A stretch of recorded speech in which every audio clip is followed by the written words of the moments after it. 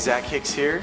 Upon completion of our album, Without Our Aid, many have asked in the past what kind of guitar gear I use. I don't necessarily presume to be a really good electric guitarist. So my signal chain that I'm about to show you and what I use is just learned from other guitarists or my own creations, but there really aren't anything fancy.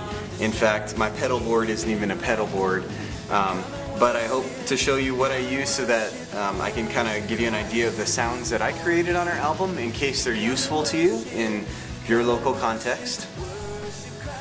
Alright, so first we're going to start with my guitars. I own two electric guitars, a Fender American-made Telecaster that I really like.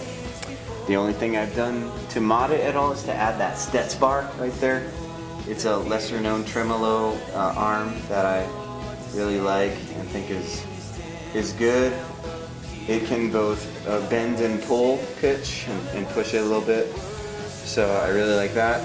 My other guitar, which is kind of my personal favorite, probably because it's newer, is a Gibson ES339 that I really like. I enjoy using it a lot. It has a lot of strong sound and a lot of what I'm looking for. Starting with my signal chain from my guitars, out over here is my Boss CS3. I prefer probably a Keeley compressor, but this is what I've got right now. That compressor goes into my Ernie Ball volume pedal. It's recent, I'm just learning its ropes. Into my Ibanez distortion pedal. I mean, the setting I use on it is the TS9. This is a TS9DX, meaning it's got other features too, but I just think the TS9 has always sounded great through a tube amp, so that's what I use. Those are my settings right there.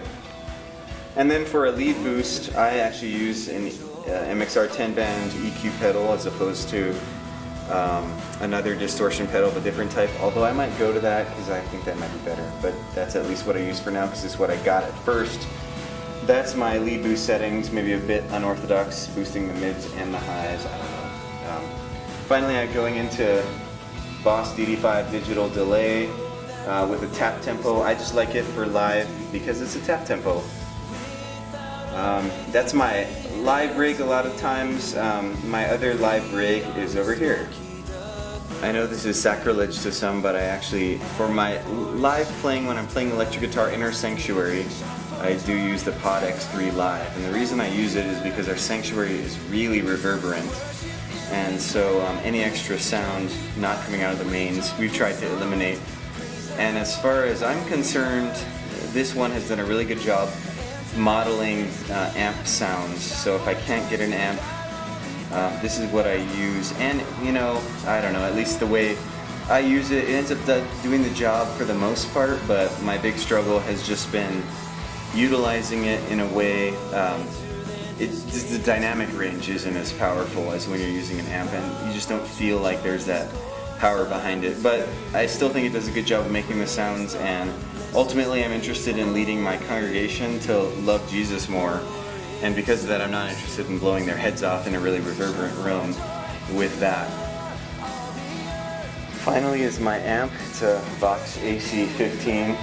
I also have a Carvin Bel Air 212 that's pretty nice for a poor man's Fender sound. It's got a brighter sound. But for the album, I actually used this Vox the whole time. I got all my sounds out of it. And it proved to be pretty reliable, and I sure like the sound of it, especially with my Gibson. These are my settings in case they're useful to you. I love using the top boost here rather than the normal channel. The top boost just has a bit more high end, and here are my settings.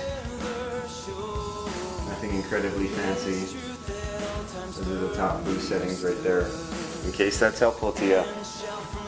But yeah, that's basically my signal chain, and the gear that I use, it's pretty standard stuff. I play pretty standard stuff as well. So for what it's worth and however it's useful to you. Thanksgiving, shout for joy.